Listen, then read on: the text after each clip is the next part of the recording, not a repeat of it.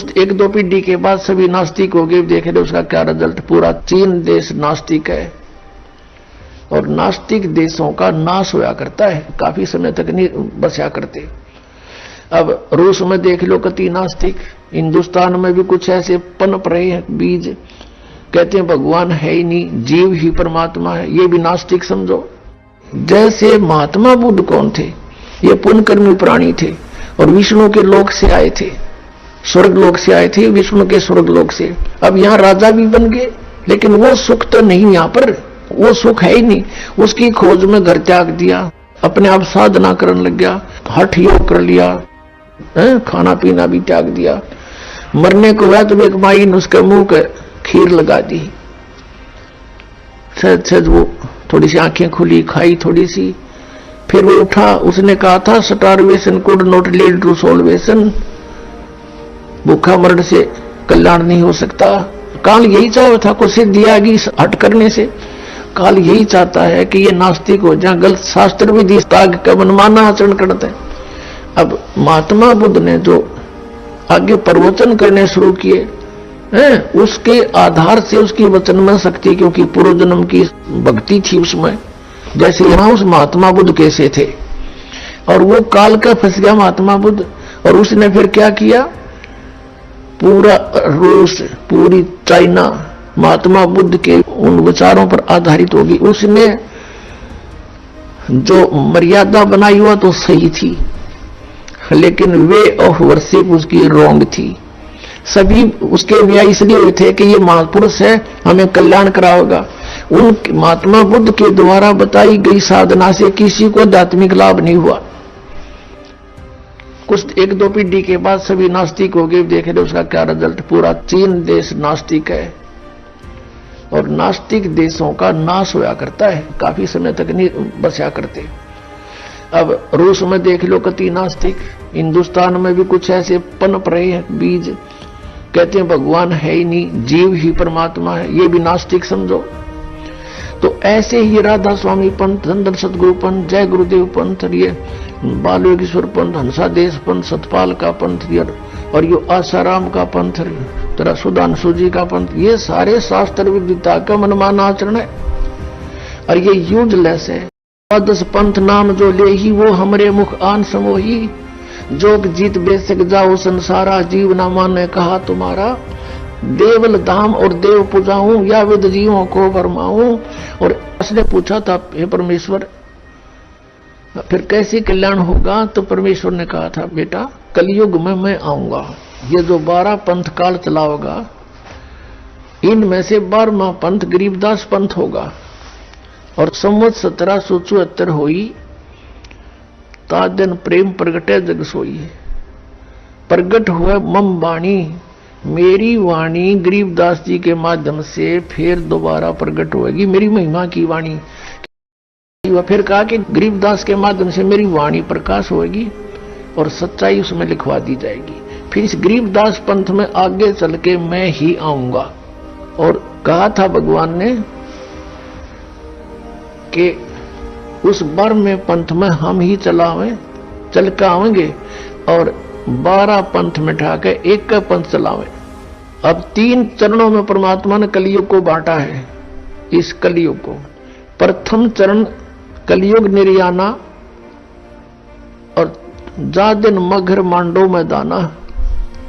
प्रथम चरण वो होगा कि मैं मगर से सह शरीर जाऊंगा और ये बिचली पीढ़ी और अंत की पीढ़ी कृतघ्नी हो जाएंगे। कलयुग के लोग वो भक्ति नहीं करेंगे, सब मांसाहारी हो जाएंगे। अब ये हजारों वर्षों तक एक बार पूरे विश्व में सतयुग जैसा माहौल होगा।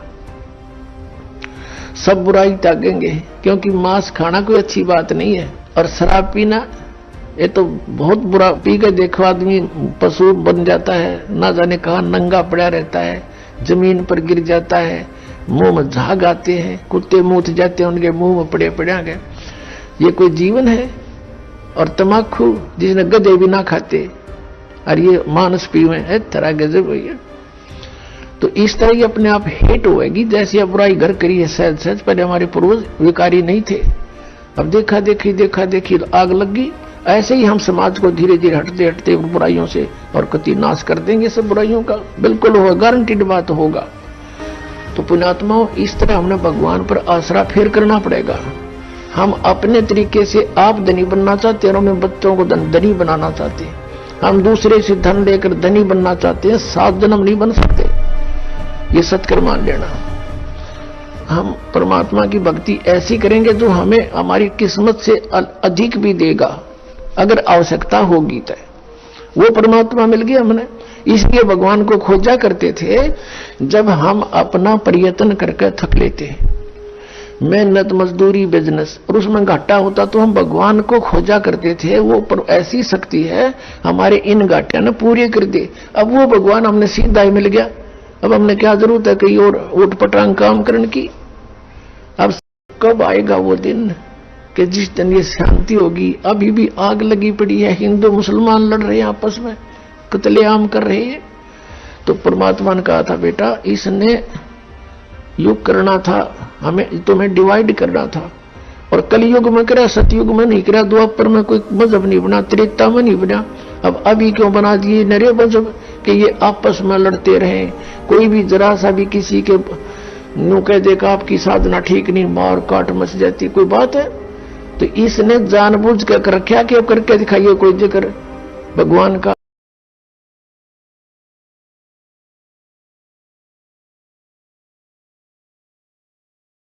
भविष्यवाणियां। जय गुरुदेव पंथ के संस्थापक संत तुलसीदास जी की भविष्यवाणी। वह अपनी पुस्तक जय गुरुदेव की अमर वाणी के पृष्ठ 22 पर लिखते हैं, भविष्य में बीमारियों के बम फेंके जाएंगे, बीमारियों से लोग बेमौत मरेंगे। इस प्रकार की शुरुआत चीन करेगा। चीन अमेरिका के बड़े बड़े शहरों को नष्ट कर देगा, वहां भी लोग बेमौत मरेंगे। अमेरिका, चीन तथा रूस और चीन में आपसी युद्ध होगा। चीन में भी भारी संख्या में लोग मरेंगे। चीन की बची आबादी को भारत शरण देगा। आगे चलकर गृह युद्ध छिड़ जाएगा, तब जान बचाना मुश्किल हो जाएगा। अन्न और दवाइयों की कमी पड़ जाएगी। मेरी बातों को आप हंसी मजाक मानते हैं तो मैं आत्म कल्याण का काम करता हूँ। आप मेरी बातों को अभी न माने, जब सामने आएगी तब मानना। फिर आगे पृष्ठ 31 पर लिखते हैं, बाबा जय गुरुदेव की घोषणा सन 1972 में। आगे विश्व युद्ध होने पर भारी नुकसान होगा, लाशें पड़ी रहेंगी, उठाने वाले नहीं मिलेंगे। चीन, पाकिस्तान, अमेरिका आदि मुल्कों से विषैले बम फेंके जाएंगे। अधिकांश बम भारत की धरती पर उतार लिए जाएंगे। कीटाणु बम फेंके जाने पर बेगुनाह इंसान, जानवर, पक्षी आदि सब मरने लगेंगे। तो भारत का एक फकीर ऐसी जबरदस्त उल्टी आंधी चलाएगा कि उसमें हाथी भी उड़ता नजर आएगा। तेज हवाएं सभी कीड़ों को उड़ाकर वहां से ले जाएंगी। जहां से बम फेंके गए होंगे वहां फिर उस मुल्क के लोगों का सफाया हो जाएगा। दोस्तों, यहाँ पर इस भविष्यवाणी में जय गुरुदेव जी ने एक फकीर के बारे में भविष्यवाणी की है। उन्होंने कहा है कि एक ऐसा भारत का फकीर, एक ऐसा संत उल्टी आंधी चलाएगा जिसमें तेज हवाएं बहेंगी। जितने भी बम फेंके जाएंगे वह सारे उनकी धरती पर चले जाएंगे और वहां के लोगों का सफाया हो जाएगा। तो दोस्तों, देखना यह है कि वास्तव में वह फकीर कौन है। संत तुलसीदास जी ने इसी पुस्तक के पृष्ठ 59 पर 1971 में भविष्यवाणी करते हुए कहा था कि वह महापुरुष जो भारत को विश्व विजेता और विश्व गुरु बनाएगा, जिसकी एक भाषा होगी और एक झंडा होगा, वह भारत के एक छोटे से गांव में जन्म ले चुका है। संत रविदास, 16वीं सदी के विख्यात व चमत्कारी संत रविदास। दोस्तों, संत रविदास जी की भविष्यवाणियों से तो ऐसा प्रतीत होता है कि मानो संत रविदास जी ने 16वीं सदी में ही इस कोहराम के बारे में जान लिया था। उन्होंने इटली के बारे में बिल्कुल सटीक भविष्यवाणी करते हुए कहा है कि इटली में आने वाले समय में कोहराम मचेगा। संत रविदास जी लिखते हैं, भारत में अवतारी होगा जो अति विस्मयकारी होगा, ज्ञानी और विज्ञानी होगा, वो अद्भुत सेनानी होगा, जीते जी कई बार मरेगा, सदम वेश में जो विचरेगा, देश बचाने के लिए होगा एक आह्वान, युग परिवर्तन के लिए चले प्रबल तूफान। तीनों ओर से होगा हमला, देश के अंदर द्रोही घपला, सभी तरफ कोहराम मचेगा, कैसे हिंदुस्तान बचेगा। नेता मंत्री और अधिकारी जान बचाना होगा भारी, छोड़ सब मैदान भागेंगे, सब अपने अपने घर दुबकेंगे।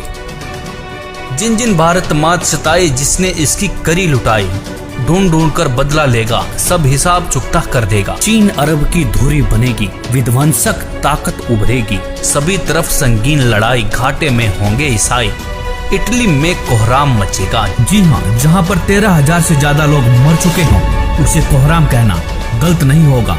इससे बड़ी क्या त्रासदी हो सकती है। लंदन सागर में डूबेगा, जो तीसरा प्रलयंकारी जो होगा भारी संहारी। भारत होगा विश्व विजेता, भारत होगा विश्व का नेता, दुनिया का कार्यालय होगा, भारत में न्यायालय होगा। तब सतयुग दर्शन आएगा, संत राज सुख बरसाएगा, सहस्त्र वर्ष तक सतयुग लागे, विश्व गुरु बन भारत जागे। जैसे कि तुलसीदास जी ने एक फकीर, एक संत के बारे में भविष्यवाणी की थी, उसी संत के बारे में भविष्यवाणी यहाँ पर रविदास जी भी कर रहे हैं। कह रहे हैं कि तब सतयुग दर्शन आएगा, संत राज सुख बरसाएगा, सहस्र वर्ष तक सतयुग लागे, विश्व गुरु बन भारत जागे। जैसा कि आपने पढ़ा कि दुनिया का कार्यालय होगा, भारत में न्यायालय होगा। तो न्यायालय से तात्पर्य है ICJ, मतलब इंटरनेशनल कोर्ट ऑफ जस्टिस, जो कि वर्तमान में अमेरिका में है, वह भारत में चला आएगा। तब भारत सभी देशों का प्रतिनिधित्व करेगा और भारत विश्व विजेता और विश्व गुरु बनकर उभरेगा। दोस्तों, यह विश्व विजेता और विश्व गुरु की बात सिर्फ संत रविदास जी नहीं कह रहे, बल्कि दुनिया के बड़े बड़े भविष्य वक्ताओं ने भी इस बात का समर्थन किया है। जैसे कि फ्रांस के नास्ट्रेडमस, न्यू जर्सी की फ्लोरेंस, इंग्लैंड के कीरोने, वेजिलेटिन ने, अमेरिका के जिन डिक्सन व एंडरसन ने, हंगरी के बोरिस्का ने, फ्रांस के डॉक्टर जुलवर्न ने, इजराइल जैसे महान राष्ट्र के प्रो हरार ने तथा नॉर्वे के आनंदचार्य आदि की भविष्यवाणियां भी इस बात का समर्थन करती है कि भारत के एक छोटे गांव से उत्पन्न एक महान संत के द्वारा भारत विश्व विजेता बन जाएगा। भगवान कृष्ण भक्त सूरदास जी की भविष्यवाणी। 1540 ईस्वी में जन्मे सूरदास जी ने आज के समय की परिस्थितियों के बारे में भविष्यवाणी की है। बताया है कि इस महामारी से कैसे बचा जा सकता है। वर्तमान समय के लिए सूरदास जी की भविष्यवाणी। सूरदास जी लिखते हैं, रे मन धीरज क्यों न धरे, संवत 2000 के ऊपर ऐसा जोग परे, पूरब पश्चिम उत्तर दक्षिण 34 काल फिरे, अकाल मृत्यु जग माही व्यापे, प्रजा बहुत मरे। स्वर्ण फूल वन पृथ्वी फूले, धर्म की बेल बढ़े, सहस्र वर्ष लगी सतयुग व्यापे, सुख की दया फिरे। काल जाल से वही बचेगा जो गुरु का ध्यान धरे, सूरदास ये हरि की लीला ठारे नहीं टरे। यहाँ पर सूरदास जी साफ साफ शब्दों में कह रहे हैं कि काल जाल से वही बचेगा जो गुरु का ध्यान धरे। तो दोस्तों, सूरदास जी यहाँ पर विज्ञान को भी चुनौती दे रहे हैं। वैज्ञानिक पावर से नहीं, आध्यात्मिक शक्ति से बचाव हो सकता है। तो कहा भी जाता है कि भगवान से विज्ञान है, विज्ञान से भगवान नहीं है। भविष्यवाणियां देखने के बाद अब बारी आती है कि इस गंभीर समस्या से, मौत जैसे काल से कैसे बचा जा सके। यहाँ पर सूरदास जी कहते हैं कि जो गुरु की शरण में जाकर भक्ति करेगा, काल जाल से बच सकता है। तो इस भविष्यवाणी की सच्चाई को परखने के लिए हमने भारत के प्रसिद्ध गुरुओं की विचारधारा को खोजना शुरू किया, तो पाया कि लगभग सभी बड़े बड़े तिलकधारी, कथावाचक, मंडलेश्वर व महामंडलेश्वर, धर्म की रक्षा करने वाले धर्म गुरु अपने भगवानों से विश्वास खोए हुए वैज्ञानिक टिप्स देते हुए नजर आए। किसी धर्म गुरु को अपने इष्ट देव पर भरोसा ही नहीं देखने को मिला। लेकिन ऐसे में हमें संत रामपाल जी की विचारधारा मिली। उन्होंने अपने प्रभु के प्रति विश्वास से लबालब वेदों के प्रमाण दिखाए और कहा कि यदि आप किसी भी बीमारी या मौत से बचना चाहते हैं तो परमेश्वर की शास्त्र अनुकूल साधना करें। परमेश्वर आपकी मृत्यु क्या, आपकी आयु को 100 वर्ष तक बढ़ा सकता है। वेद बता रहे हैं कि वो अगर दूसरे लोक में भी चला गया हो, प्राण छोड़ गया हो, मर गया हो, या कति मृत्यु को निकट हो, उसके जीवन शेष ना रहे हो, उसको भी मैं 100 वर्ष जीवित करके और उसको रोग मुक्त करके 100 वर्ष की आयु प्रदान कर दूं। ये भगवान के गुणों में लिखा है। आप कैसा भी रोग हो, परमात्मा से बड़ा कोई वैद्य नहीं है। परमात्मा ने इस मिट्टी के शरीर को चला रखा है, उसको इसको ठीक करने में क्या देर लगेगी? 1 सेकंड का काम है, फ्रिक्शन ऑफ सेकंड में ये स्वस्थ कर सकता है। और ये जो हमारा विरोध किया करते हैं, हम समाचार पत्रों में लिखते थे कि उसको ऐसे ठीक हो गया, उसको ऐसे ठीक हो गया, तो ये उत्तर देते थे अज्ञानी कि हमारा करके दिखाओ, तुम किकर का लटका तार बांध रहे थारा क्यों करो, कनेक्शन दो इस परमात्मा का ना हो तो फिर हमें बताओ। विनम्र होकर के विधिवत साधना करो परमेश्वर की, जो भगवान के गुणों में लिखा वो नहीं मिलेंगे तो फिर अब साधना करने का लाभ क्या? तो पुण्यात्मा हो, यहां ना जाने बिना गिनती के इतने दुख दूर हुए, कैंसर तक और ब्रेन ट्यूमर तक जिनके ऑपरेशन निर्धारित कर दिए गए थे और कोई गारंटी नहीं, डॉक्टर बताते थे कि इस ऑपरेशन का कोई सफलता का कोई गारंटी नहीं है और ये पीड़ा कुछ समय के लिए बंद हो सकती है। ऐसे यहाँ बगैर किसी ऑपरेशन के परमात्मा की कृपा से, भगवान की रजा से, उस प्रभु की शक्ति से दूर हो गए, वो ठीक हो गए, वो रोग नष्ट होगा। इसी का प्रमाण आपको ऋग्वेद दे रहा है कि परमात्मा पूर्ण ब्रह्म, पूर्ण परमात्मा की साधना करने वाले की भगवान उसकी मृत्यु भी आ गई हो, उसके सांस भी शेष ना रह रहे और वो मर भी गया हो, उसको भी जीवित कर सकता है। ये देखिएगा ऋग्वेद, ये देखिए नीचे ऋग्वेद भाष्यम और दशम मंडलम, और यहां देखिएगा 161 नंबर सूक्त है, जिसको अब यहां इसके 2 नंबर, ये संस्कृत है, 2 नंबर मंत्र की। इसमें क्या अनुवाद किया है, इस संस्कृत का अनुवाद इन्होंने किया है, यदि रोगी की अक्षीण आयु हो गई हो, यदि वह इस लोक से चला गया हो, अर्थात मर गया हो, चला गया है, इस लोक से चला गया है, ये संस्कृत आगे हिंदी। और यदि वह मृत्यु के पास गया हुआ है तो भी उसको मैं, भगवान कहता है, मृत्यु देवता नृत्य से के पास से लौटा ला सकता हूं, ये संस्कृत है, आगे देखना। और उसको 100 वर्ष के जीवन के लिए प्रबल करूंगा। परमात्मा तो कहता है कि उस उपासक की, जो परमात्मा का भक्त है, यदि वो परमात्मा की साधना शास्त्र अनुकूल कर रहा है, परम संत से नाम लेकर के, तो वेद बता रहे हैं कि वो अगर दूसरे लोक में भी चला गया हो, प्राण छोड़ गया हो, मर गया हो, या कति मृत्यु को निकट हो, उसके जीवन शेष ना रहे हो, उसको भी मैं 100 वर्ष जीवित करके और उसको रोग मुक्त करके 100 वर्ष की आयु प्रदान कर दूं। ये भगवान के गुणों में लिखा है। दोस्तों, इस विज्ञान के दौर में संत जी का दावा वाकई में हमें अचंभित करने वाला था। फिर क्या था, बाबा की इस सच्चाई को सामने लाने के लिए हमने पड़ताल करनी शुरू कर दी। पड़ताल में हमें रियल स्टोरी 99 करके एक YouTube चैनल मिला, जिस पर बहुत से अनुयायियों के अनुभव थे।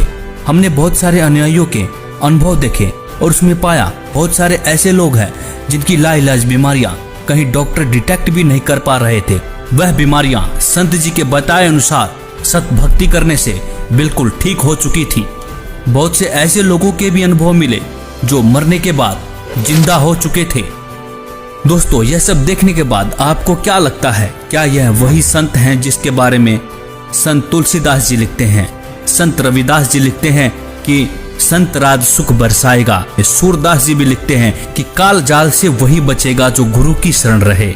गुरु से तात्पर्य यहाँ पर एक सच्चे गुरु से है, जो आपको सही रास्ता बताता हो, सही शास्त्र अनुकूल भक्ति करके आपके जीवन को धन्य करता हो। नकली गुरु की शरण में रहने से मोक्ष संभव नहीं हो सकता।